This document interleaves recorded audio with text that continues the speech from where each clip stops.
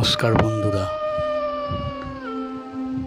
আজকে আমি যে গল্পটা বলতে চলেছি সেই গল্পটার একটা নাম আছে, যেই নামটা সবাই শুনেছে এবং ট্রাইও করেছে বাড়িতে। কিন্তু আমি বলবো এই গল্পটা শোনার পরে আপনারা কেউ বাড়িতে ট্রাই করবেন না, কারণ এর পেছনে একটা অভিশপ্ত কথা আছে। তো একদিন আমরা সব বন্ধুরা মিলে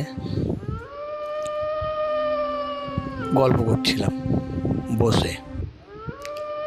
তার মধ্যে আমি, রাজ আর রামু নামে 3 বন্ধু, আর এদিকে সুনিতা আর পিয়া নামে 2 বান্ধবী, সবাই মিলে বসে গল্প করতে করতে হঠাৎ আমাদের মধ্যে যে রামু বন্ধুটা, সে বলে ওঠে, তোরা কি জানিস এই অ্যানাবেলা নামে একটা ঘটনা আছে? তো ওরা শুনেছে, এর আগে অনেকবার শুনেছে এই ঘটনাটা। শোনার পরে ও যা শুনেছি কিন্তু কোনোদিনও বাড়িতে ট্রাই করিনি। তো বলছে একদিন ট্রাই করে দেখ এটা বাস্তব কিনা। তো সেই দিন আমরাও সব ইয়ার্কির মধ্যে ছিলাম। আমি যে হ্যাঁ আমরা সব 3-4 জন মিলে আবার ওর কথা শুনে আমরা হ্যাঁ ভূত ধরতে গিয়ে ভূত ওকে দেখেই পালাবে, মেয়েরা মেয়েদেরই ভূত দেখে পালাবে, এরকম আমরা সব ইয়ার্কি ঠাট্টা করছিলাম। তো সেইটা ও ইগোতে লেগে যাওয়ার পরে ও কী করে, রাত্রির 1:30টার সময় ও একটা মোমবাতি জ্বালিয়ে আয়নার সামনে দাঁড়িয়ে অ্যানাবেলার নাম নিতে থাকে। তো বুঝতে পারিনি যে 3বার ডাকার পর যখন আসেনি তাহলে লাইটটা জ্বালিয়ে দিই না, ও আবার ট্রাই করেছে।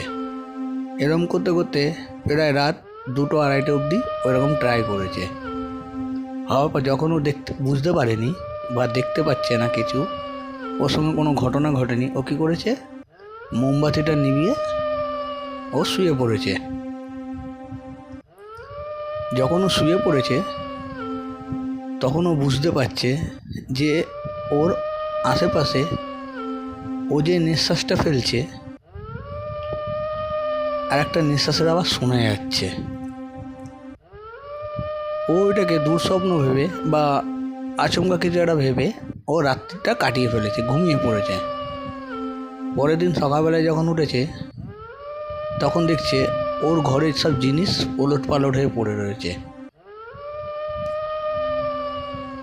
তারপর ও ভেবেছে তো রাত্রিবেলায় হয়তো ঝড়ফড় চলে, যে জানলা টান্না খোলা ছিল, জামা কাপড় সব উলটপালট হয়ে গেছে। কিন্তু না, ও জানতো না সেদিনকে ওই অ্যানাবেলা নামে যে মেয়েটা, সে ওর বাড়িতেই উপস্থিত ছিল। পরের দিন রাত্রিবেলায় যখন ও ঢুকেছে বাড়িতে, আবার মানে নিজের রুমে ঢুকেছে, তখন রুমটা প্রথমে শান্তই ছিল। তারপর রাত্রিবেলা ও যখন শুয়েছে ও শুনতে পাচ্ছে যে ওকে কেউ ডাকছে আর ভারী ভারী নিঃশ্বাস ফেলছে আর হাসছে, আর একটা হালকা কান্নার আওয়াজ শুনতে পাচ্ছে।